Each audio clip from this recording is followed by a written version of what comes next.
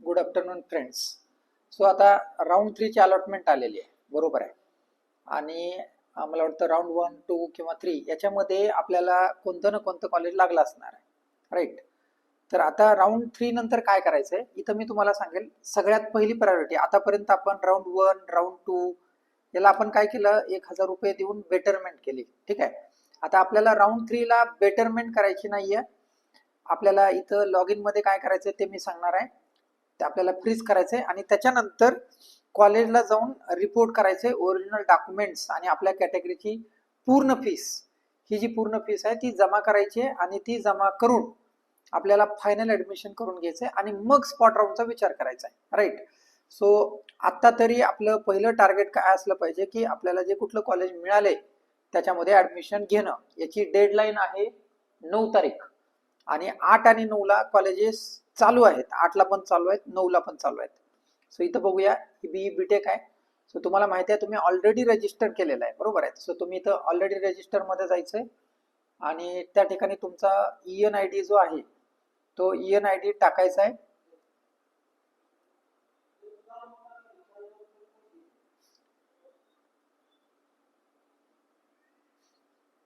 EN ID टाकायचा आहे. मग तुम्ही त्याच्यानंतर इथं तुम्ही तुमचा पासवर्ड टाकू शकता.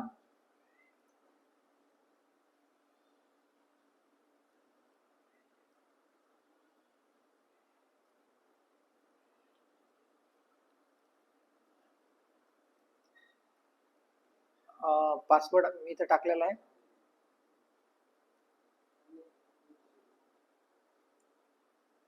पासवर्ड टाकायचा आहे. पासवर्ड मी टाकतो इथं.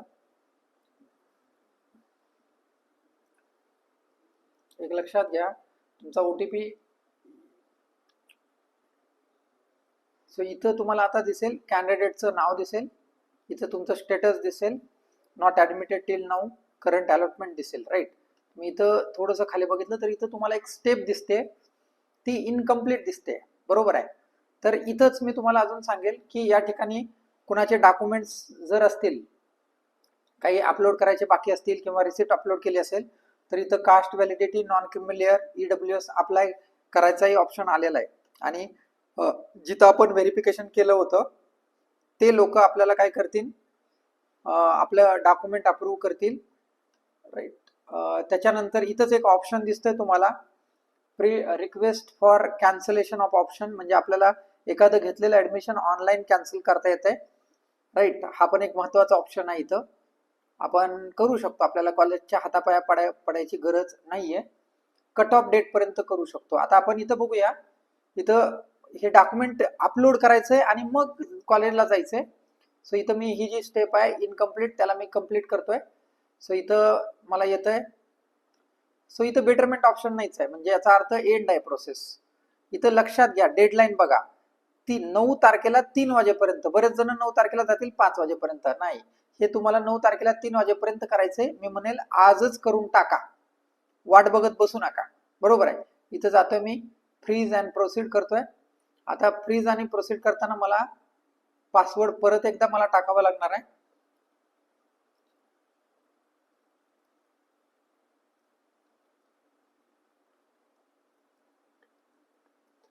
तर ही प्रोसेस कुठं करायची आहे, तर घरी बसून करायची आहे. आता इथं जो माझा रजिस्टर्ड नंबर आहे त्या रजिस्टर्ड नंबरला OTP गेला असेल. स्टुडंटला कॉल करतोय. OTP आ गया क्या?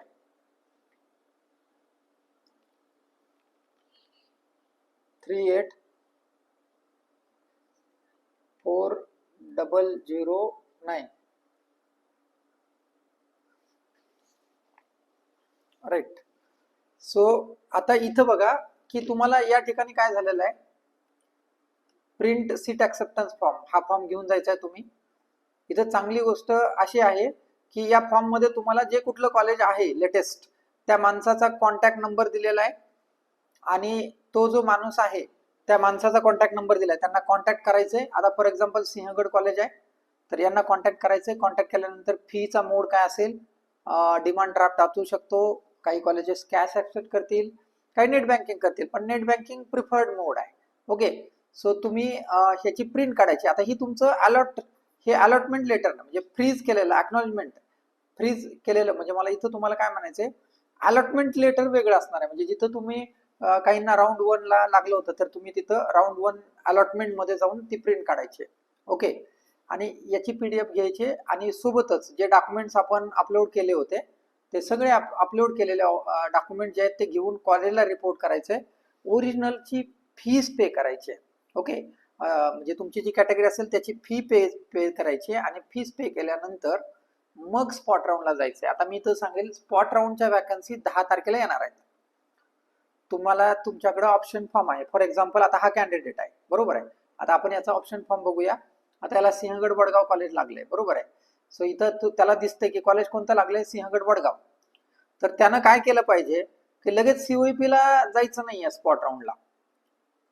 इथं त्याच्या वरचे जे वरचे कॉलेजेस आहेत या ठिकाणी स्पॉट राऊंड अटेंड केलं पाहिजे, बरोबर आहे. म्हणजे कुठे अटेंड करायचं आहे तर ते आपण आपल्या ऑप्शन फॉर्म मध्ये बघा, राईट. त्याच्या व्यतिरिक्त तुम्हाला काही डाऊट असेल तर आम्ही तुम्हाला सांगणारच आहे. इथं बघा सीट ऍक्सेप्टन्स फॉर्म इथं तुम्हाला मिळतोय.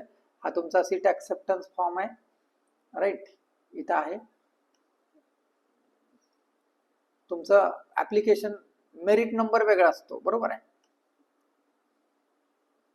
इथं तुम्ही अलॉटमेंट घेऊ शकता, चेक युअर अलॉटमेंट.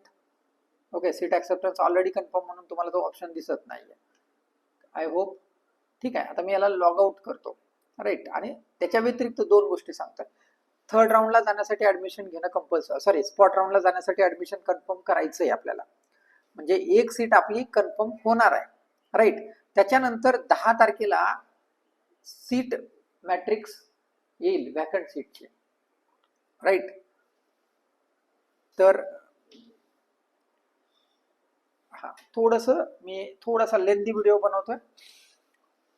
10 तारखेला आपल्याला सीट येणार आहे, ठीक आहे.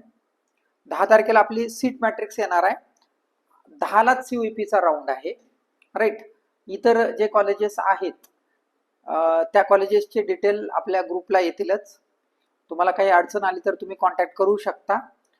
याच्या व्यतिरिक्त मी पुण्यामध्ये अवेलेबल असेल आणि एक काउन्सलर जे आहेत ते नगरमध्ये अवेलेबल असतील, त्यांच्याशी तुम्ही डिस्कस करू शकता. आणि अशा पद्धतीने आपण प्रोसीड करायचंय. सो आता पहिलं टार्गेट हेच आहे की ओरिजिनल डॉक्युमेंट जमा करून तुम्ही काय करायचंय, ऍडमिशन कन्फर्म करायचंय. मग त्याच्यानंतर तुम्हाला एक ते रिसिप्ट देतील, म्हणजे अॅक्नॉलेजमेंट देतील. पूर्ण फी भरायची आणि त्या अॅक्नॉलेजमेंटवर म्हणजे मला सांगायचं की त्या अॅक्नॉलेजमेंटवर तुम्ही स्पॉट राऊंडला तुम्ही जाऊ शकता. दुसरा महत्वाचा मुद्दा की 13 तारखेला 5 वाजेपर्यंत तुम्ही आता घेतलेलं ऍडमिशन आहे ते कॅन्सल करू शकता 1000 रुपये देऊन. मग मी तुम्हाला लॉग इन मध्ये कॅन्सलेशनचा ऑप्शन कुठे येता तो दाखवलेला आहे. सो 1000 रुपये कट करून तुम्हाला तुमची बाकीची पूर्ण फी मिळेल, थोडीशी नंतर मिळेल. सो ऍडिशनल स्पॉट राऊंडसाठी ऍडिशनल फीची तजवीज करून ठेवायचे. आणि त्याच्याबरोबरच मी सांगेल की अप्लाय करायचे. म्हणजे स्पॉट राऊंड किंवा अगेन्स्ट कॅप राऊंड काही ऑनलाईन होतील, बऱ्यापैकी ऑफलाईन होतील. बरेच कॉलेजेस आहेत ज्यांना तुम्हाला त्या कॉलेजेसमध्ये जाऊन अप्लाय करायचं, राईट. त्याचे डिटेल्स ग्रुपला येतील. थँक्यू.